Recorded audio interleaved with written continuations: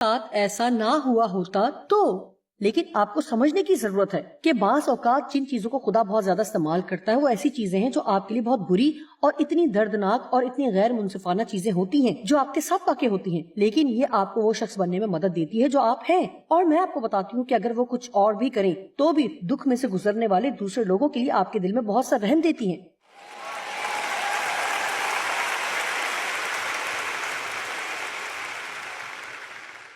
اب ایک منٹ کے لیے یہاں دیکھیے، دانیل کے 3 دوستوں صدرک، میثق اور عبدالنجو پر نظر کرتے ہیں۔ اب اگرچہ یہ دانیل کی کتاب میں تو ہے لیکن دانیل کے متعلق نہیں بلکہ اس کے دوستوں کے صدرک، میثق اور عبدالنجو کے متعلق ہے۔ لیکن آپ جانتے ہیں کہ یہ بہت اہم ہوتا ہے کہ آپ کے دوست کون ہیں، اور حقیقت تو یہ ہے کہ بہت دفعہ آپ کا حلقہ احباب آپ کے بارے میں بہت سی باتیں بتاتا ہے کہ آپ کون ہیں۔ اب دانیل نہ صرف ایک باوقار اور صاحب فراست شخص تھا بلکہ اس کے جو دوست تھے وہ بھی بہترین اشخاص تھے، اور وہ ویسے ہی باوقار شخصیت کے مالک تھے۔ یہ وہ مرد تھے جو سمجھوتا نہیں کرتے تھے۔ کیا آپ جانتے ہیں کہ لفظ سمجھوتے کا مطلب ہے نیچے جانا، معیار سے تھوڑا سا نیچے جانا، یعنی آپ کے مطابق جو کچھ صحیح ہے اس سے تھوڑا پیچھے ہٹنا۔ ہمیں اپنی زندگیوں میں سمجھوتا کرنے کی ضرورت نہیں ہے۔ آج ہم جس دنیا میں رہتے ہیں اس میں بہت زیادہ سمجھوتے ہیں، اور یہ وہ وقت ہے جب ہمیں مسیح کے لیے مضبوطی سے کھڑے رہنے کی ضرورت ہے۔ اب دانیل 3:20 بلکہ 26 سے 27 تک ہم پہلے 27 آیت پڑھیں گے۔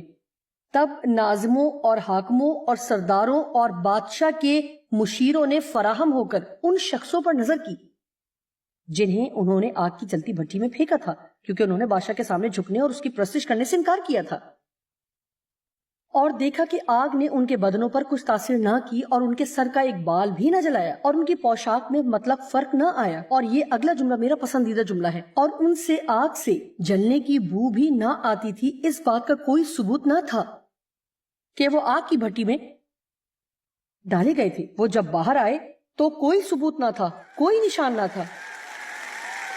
جی ہاں، کوئی نشان نہ تھا۔ اب وقت ہے کہ خدا آپ کی زندگی سے ہر طرح کے نشان مٹا دے۔ اب وقت ہے کہ اپنی راک کو ساتھ لیے نہ پھریں اور اسے ترک کر کے اس کے بدلے صحرا حاصل کریں۔ جی ہاں، بات یہ ہے کہ اس ہفتے کے اختتام پر آپ کو یہ بات سمجھنا ہوگی کہ آپ اپنا پرانا سامان رکھتے ہوئے نیا سامان حاصل نہیں کر سکتے ہیں۔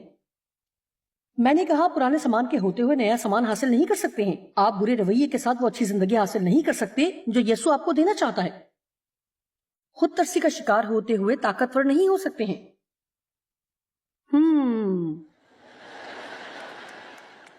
دیانتداری سے کہوں گی کہ کچھ لوگوں کو جو چیز دکھ دیتی ہے وہی ان کی پہچان بن جاتی ہے، جیسے ان کا تمغہ بن جاتی ہے، اور وہ اسے ہر وقت خود پر سجائے پھرتے رہتے ہیں۔ میری طرف دیکھیں، میں زخم خوردہ ہوں، میری طرف دیکھیں، میں نے بہت تکلیف اٹھائی ہے۔ اس کے بجائے یہ کہیں، میری طرف دیکھیں، میں شفا یاب ہو گئی ہوں۔ میری طرف دیکھیں، مجھ پر اس گندگی کی کوئی نشانی نہیں کہ میں اس میں سے گزری ہوں۔ دیکھیں خدا نے میرے لیے کیا کیا ہے۔ کیا آپ یسوع سے محبت نہیں کریں گے؟ میں آپ کو بتاتی ہوں کہ میں یسوع سے جنونی محبت میں گرفتار ہوں۔ وہ بے حد شاندار ہے۔ کوئی کیوں مسیحی نہیں ہونا چاہے گا؟ مجھے یقین نہیں آتا کہ کوئی ایسا بھی ہے جو مسیحی ہونا نہیں چاہے گا۔ میرے خدا، کیا ہی زبردست بات ہے۔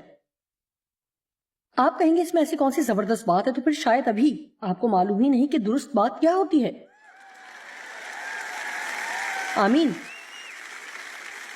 خداوند، میں آپ کو بتاتی ہوں کہ میں شرطیہ کہہ سکتی ہوں کہ ابلیس اس کانفرنس کی وجہ سے پاگل ہو رہا ہوگا۔ میں شرطیہ کہہ سکتی ہوں کہ جو کچھ آج رات یہاں ہو رہا ہے وہ اسے برداشت نہیں کر پا رہا، کیونکہ ہمارے پاس ہر اس فرقے کے لوگ یہاں موجود ہیں جو آپ سوچ سکتے ہیں۔ میرا مطلب ہے یسوع، ٹھیک ہے، اور ان سے آگ سے جلنے کی بو بھی نہ آتی تھی۔ 26ویں آیت میں لکھا ہے اور مجھے یہ بہت پسند ہے، دانیل 3:26۔ تب نبوکت نظر نے آگ کی جلتی بھٹی کے دروازے پر آ کر کہا، اے صدرک اور میثق اور عبدالنجو، خدا تعالیٰ کے بندو، باہر نکلو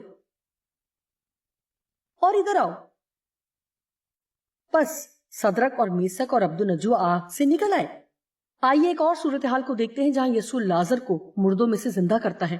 وہ قبر کے منہ پر گیا اور کہا، باہر نکلا۔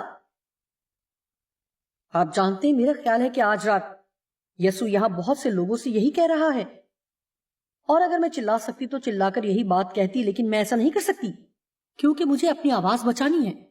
آج وقت ہے کہ باہر نکل آئے۔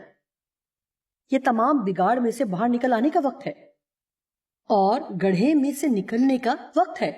خود ترسی کے گروہ سے باہر نکلیں، ماضی پرستی سے چھٹکارا حاصل کریں اور اس جگہ سے نکلیں جہاں آپ نے اپنی ساری زندگی جمود میں گزاری ہے۔ اب وقت ہے کہ اپنی زندگی کے ساتھ کچھ ایسا کریں جو زبردست ہے۔ آمین۔ جب آپ اپنی صلاحیتوں سے کم زندگی گزار رہے ہوتے ہیں تو آپ خوش نہیں رہ سکتے، اور میں آپ کو بتا سکتی ہوں کہ ہوتا کیا ہے، ناخوش لوگ دوسروں کو بھی ناخوش کر دیتے ہیں۔ میرا مطلب ہے آپ ایسا ہی کرتے ہیں۔ آج میری بات سنیں۔